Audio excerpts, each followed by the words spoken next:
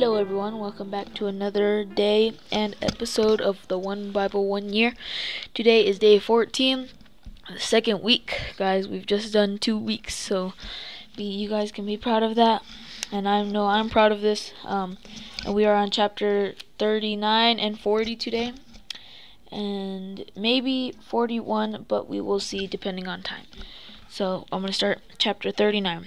When Joseph was taken to Egypt by the Ishmaelite traders, he was purchased by Potiphar, an Egyptian officer. Potiphar was captain of the guard of Pharaoh, the king of Egypt. The Lord was with Joseph, so he succeeded in everything he did as he served in the home of his Egyptian master. Potiphar noticed that this and realized that the Lord was with Joseph, giving him success in everything he did. This pleased Potiphar. He soon made Joseph with his personal attendant. He put him in charge of his entire household and everything he owned. From the day Joseph was put in charge of his master's household and property, the Lord began to bless Potiphar's household for Joseph's sake. All his household affairs ran smoothly, and his crops and livestock flourished. Soon Potiphar gave Joseph complete administrative responsibility over everything he owned. With Joseph there, he didn't worry about a thing except what kind of food to eat. Joseph was a very handsome and well-built young man, and Potiphar's wife soon began to look at him lustfully. "Come and sleep with me," she demanded, but Joseph refused. "Look," he told her, "my master trusts me with everything in his entire household. No one here has more authority than I do. He has held back nothing from me except you, because you are his wife. How could I do such a wicked thing? It would be a great sin against God." She kept putting pressure on Joseph day after day, but he refused to sleep with her, and he kept out of her way as much as possible. One day, however, no one else was around when he went in to do his work. She came and grabbed him by his cloak, demanding, "Come on, sleep with me." Joseph tore himself away, but he left his cloak in her hand as he ran from the house. When she saw that she was holding his cloak and he had fled, she called out to her servants. Soon all the men came running. "Look," she said, "my husband has brought us this Hebrew slave here to make fools of us. He came into my room and to rape me, but I screamed. When he heard me scream, he ran outside and got away, but he left his cloak behind with me." She kept the cloak with her until her husband came home. Then she told him her story. "The Hebrew slave you've brought into our house tried to come and fool around with me," she said, "but when I screamed, he ran outside, leaving his cloak with me." Potiphar was furious when he heard his wife's story about how Joseph had treated her.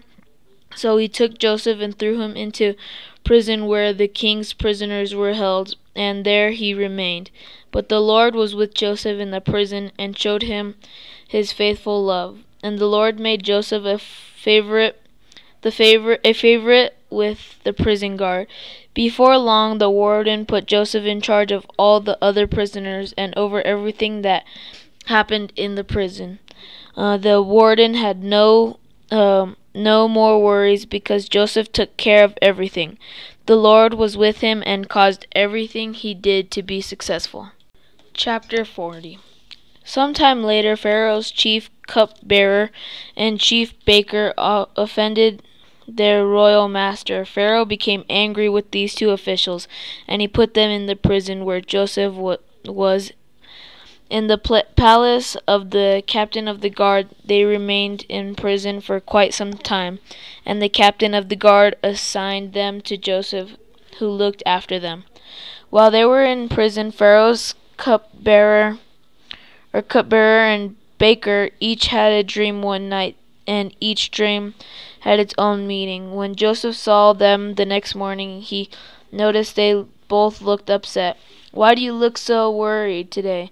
he asked them, and they replied, "We both had dreams last night, but no one can tell us what they mean."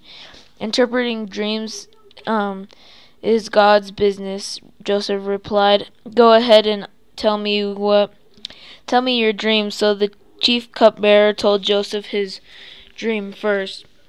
"In my dream," he said, "I saw a grapevine in front of me.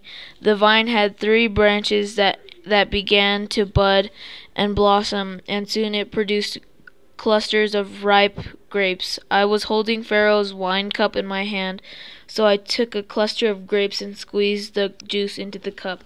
Then I placed the cup in Pharaoh's hand." "This is what the dream means," Joseph said. "The 3 branches represent the 3 days. Within 3 days, Pharaoh will lift you up and restore you to your position as his chief cupbearer. And please remember me and do me a favor when things go well for you.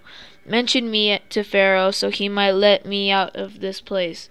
For I was kidnapped from my homeland and the land of the Hebrews, and now I am here in prison, but I did nothing to deserve it." When the chief baker saw that Joseph had given the first dream such a positive interpretation, he said to Joseph, "I had a dream too. In my dream there were 3 baskets of white pastries stacked on my head. The top basket contained all kinds of pastries for Pharaoh, but the birds came and ate them from the basket on my head." "This is what the dream means," Joseph told them.